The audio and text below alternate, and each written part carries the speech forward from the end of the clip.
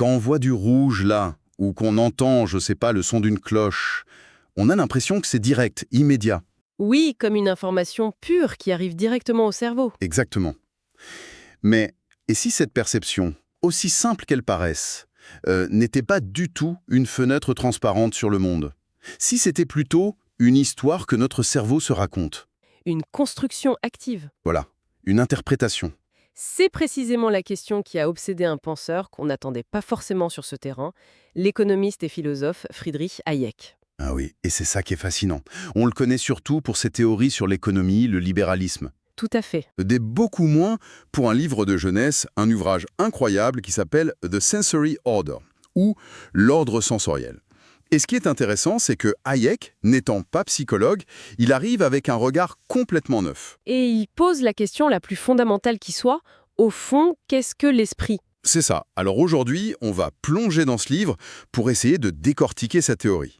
Notre mission, ce n'est pas de savoir ce qu'on perçoit, mais plutôt de comprendre comment notre cerveau arrive à fabriquer ce monde si riche, si qualitatif, à partir de simples impulsions électriques. Et pour bien saisir à quel point sa réponse est radicale, il faut d'abord comprendre le problème de départ. C'est un problème de décalage. Un décalage. Oui, un fossé énorme entre deux manières de décrire la réalité. Hayek, lui, parle de deux ordres. D'accord. Alors, posons les bases. D'un côté, il y a ce qu'il appelle l'ordre physique. Hum. C'est le monde de la science, quoi. Un monde de longueur d'onde, de fréquences, de particules. Tout est quantifiable, mesurable, objectif. Et de l'autre côté, il y a l'ordre phénoménal. C'est notre monde à nous, celui qu'on expérimente tous les jours. Un monde de couleurs, de sons, de textures. Notre réalité subjective. C'est ça. Et le cœur du problème, c'est que ces deux mondes, ils se superposent pas. Il n'y a pas de traduction directe de l'un à l'autre. Attends, ça paraît un peu contre-intuitif. On a l'impression que la couleur rouge, c'est juste la perception d'une certaine longueur d'onde. Où est le décalage? Alors, prenons justement l'exemple des couleurs, c'est le plus parlant. Physiquement, le spectre de la lumière visible, c'est une ligne droite. Une échelle continue, de longueur d'onde, qui va, disons, du rouge au violet. D'accord. Mais comment est-ce qu'on le perçoit, nous? Pas du tout comme une ligne. Non? Non, on le perçoit comme un cercle. Le rouge et le violet, qui sont aux deux extrêmes de cette ligne physique, nous, ils nous apparaissent très similaires. Et ils se rejoignent même via une couleur, le pourpre, qui n'existe pas physiquement. Comment ça, qui n'existe pas? Le pourpre n'a pas sa propre longueur d'onde. C'est une pure invention de notre cerveau pour en quelque sorte boucler la boucle. C'est fou quand on y pense. Ça veut dire que le pourpre, une couleur que tout le monde connaît, c'est une sorte d'illusion collective. C'est une réorganisation. Et ça ne s'arrête pas là. Prenez le son. On pense que la hauteur d'une note, le pitch, ne dépend que de sa fréquence. Oui, plus c'est haut, plus c'est aigu. C'est globalement vrai, mais notre perception est plus complexe. Si vous jouez un son très fort, il peut nous paraître un peu plus grave ou plus aigu qu'un son de même fréquence, mais joué plus doucement. L'intensité, le volume, vient polluer notre perception de la hauteur. Ah d'accord, je vois. Donc notre expérience du monde n'est pas une photo fidèle de la réalité physique? Pas du tout. C'est une version éditée, retouchée. Et donc, la grande question pour Hayek, ce n'est pas comment le cerveau enregistre la réalité, mais plutôt Pourquoi est-ce qu'il la déforme de cette manière si particulière? Pourquoi un cercle pour les couleurs? Si notre esprit n'est pas un miroir passif, alors il est un agent actif. Et c'est là qu'on entre vraiment au cœur de sa théorie. alors, allons-y, quelle est sa grande idée? L'idée centrale, et elle est vraiment explosive, c'est que toute perception sensorielle doit être considérée comme un acte de classification. Un acte de classification. Oui, même la sensation la plus simple, la plus pure, comme voir un point lumineux dans le noir, c'est déjà une interprétation, une mise en catégorie. Waouh! Donc, il n'y a pas de données brutes. Quand je crois recevoir une information pure du monde extérieur, mon cerveau est déjà en train de la trier, de la comparer, de lui coller une étiquette. C'est l'idée. Ça veut dire que je n'ai jamais accès à la réalité brute. Selon Hayek, non. Tout est déjà filtré, organisé par l'expérience passée. Pas seulement la nôtre, mais aussi celle de notre espèce. Ce qui nous amène à la question suivante, comment fonctionne cette machine à classer? Oui? Qu'est-ce qui fait que le cerveau colle l'étiquette visuelle sur un signal et auditif sur un autre? Alors qu'à la base, ce ne sont que des impulsions électriques, non? C'est exactement ça. Et pour Hayek, les impulsions nerveuses sont toutes les mêmes. Elles sont indifférenciées. Un influx nerveux n'est pas rouge ou salé par nature. D'accord. Ce qui lui donne sa qualité, c'est uniquement sa place dans le réseau, les autres neurones auxquels il est connecté. C'est la relation, pas l'élément, qui crée le sens. Donc, si je pousse l'idée, si on pouvait, par une opération, brancher mon nerf optique sur mon cortex auditif, je me mettrais à entendre la lumière. C'est l'implication directe de sa théorie, oui. C'est vertigineux. Le cerveau serait donc une sorte de gigantesque réseau social où l'identité d'un neurone dépend de ses amis. Mais comment ces connexions se forment-elles? Alors, Hayek propose un mécanisme basé sur l'expérience, qu'il nomme le système des liaisons, ou linkage. C'est assez simple en fait. Quand plusieurs stimuli se produisent de façon répétée en même temps, le cerveau renforce les connexions entre les neurones qui les traitent. Un peu comme le principe Neurons that fire together wire together. Exactement. Le son d'une cloche et la vue de la nourriture qui arrivent toujours ensemble chez le chien Pavlov.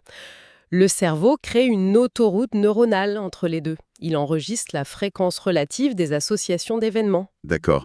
Ça, c'est pour la formation des connexions. Mais comment ça explique la qualité d'une sensation? Le rouge du rouge, ça vient d'où?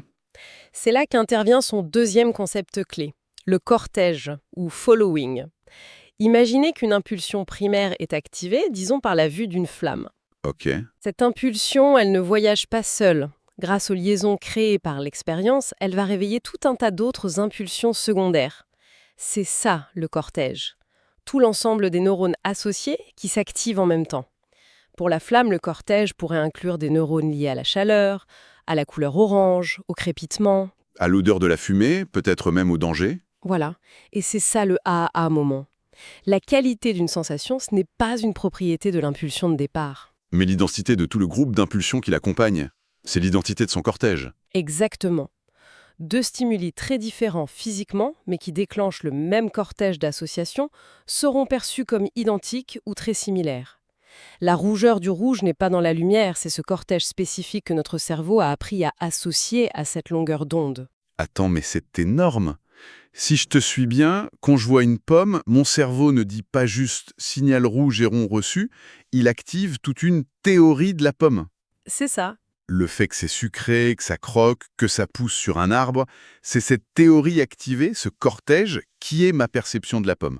C'est précisément pour ça que Hayek écrit cette phrase incroyable. Tout ce que nous savons du monde est de la nature des théories. La perception n'est pas une réception passive d'infos, c'est l'activation d'un modèle préexistant. C'est un processus de reconnaissance, pas d'enregistrement. Voilà. C'est fou. Mais ce système doit former un réseau d'une complexité inouïe. Comment est-ce que tout ça est organisé pour que ce ne soit pas juste un chaos d'associations? Pour rendre ça plus clair, il utilise une analogie très puissante. Il nous demande d'imaginer que notre système nerveux construit et maintient en permanence deux choses. Une carte et un modèle. Une carte et un modèle, d'accord. La carte, j'imagine, c'est le plan de toutes ces connexions. Exactement. La carte, c'est la structure de fond quasi permanente de toutes les liaisons formées par l'expérience. C'est notre cadre de référence. On peut la voir comme une immense bibliothèque de toutes les théories que notre cerveau a construites sur le monde. La théorie de la pomme, la théorie du chat, la théorie du danger. La somme de notre savoir acquis. Cette carte évolue, mais très lentement. D'accord, donc la carte, c'est la bibliothèque, c'est statique. Et le modèle, du coup, c'est ce qui se passe en temps réel. Précisément. Le modèle est beaucoup plus dynamique. C'est le motif d'impulsion active à un instant T. C'est la petite lumière, vous êtes ici, qui se déplace sur la carte. Mais, et c'est là toute la subtilité, Oui. ce modèle ne fait pas que représenter ce qui se passe maintenant, il tourne en avance. Il anticipe. C'est une sorte de simulateur de réalité interne. Un simulateur de futur immédiat. Si vous voyez une balle rouler vers vous, votre cerveau ne se contente pas d'enregistrer balle, position X, vitesse Y. Non, le modèle active sur votre carte des objets qui roule simule déjà sa trajectoire future. Il calcule où elle sera dans une fraction de seconde. Et l'action que vous pourriez faire pour l'attraper, et les conséquences probables de cette action. Aux échecs avec la réalité, en calculant des coups d'avance. C'est exactement ça. C'est ce mécanisme qui explique ce que Hayek appelle le comportement intentionnel. Le cerveau n'est pas réactif, il est proactif. En testant virtuellement différentes actions possibles, il anticipe les résultats et sélectionne la meilleure. Notre comportement est donc guidé par une représentation d'un futur attendu. Nous agissons en fonction d'un futur simulé. En résumé, si on rassemble tous les morceaux, l'expérience sensorielle, qu'on croit si directe, est en fait un système de classification ultra sophistiqué.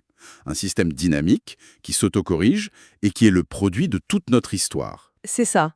L'esprit n'est donc pas une substance mystérieuse, un fantôme dans la machine. Non. Pour Hayek, l'esprit est cet ordre. C'est un arrangement particulier d'événements physiques. C'est un processus. C'est un processus. L'organisation et les relations entre les impulsions nerveuses créent la conscience et notre monde perçu. Si on pousse cette logique jusqu'au bout, les implications sont assez dingues, non? Si la rougeur du rouge ne dépend que de la géographie du réseau neuronal. Du cortège qui est activé, Oui. alors ça ouvre des possibilités expérimentales qui sont absolument troublantes. Ça voudrait dire que la qualité d'une sensation est entièrement malléable. Qu'est-ce que ça signifie concrètement? Ça signifie qu'en principe, il devrait être possible non seulement de modifier les qualités que nous connaissons déjà, De faire en sorte que le bleu ait le goût du sucre, par exemple? par exemple, mais aussi, et là c'est beaucoup plus vertigineux, de créer des qualités sensorielles entièrement nouvelles. Des qualités qui n'ont jamais existé. Exactement. Des qualités qu'aucun être humain n'a jamais expérimentées, en manipulant artificiellement les connexions, en créant de nouvelles liaisons pour un stimulus, en lui fabriquant un cortège sur mesure. On pourrait théoriquement inventer une nouvelle couleur. Une nouvelle couleur que personne n'a jamais vue, une nouvelle saveur, un nouveau type de son. On pourrait étendre le champ de l'expérience humaine. C'est une pensée qui ne remet pas seulement en question notre rapport à la réalité, Mais la nature même des limites de notre réalité. Absolument vertigineux.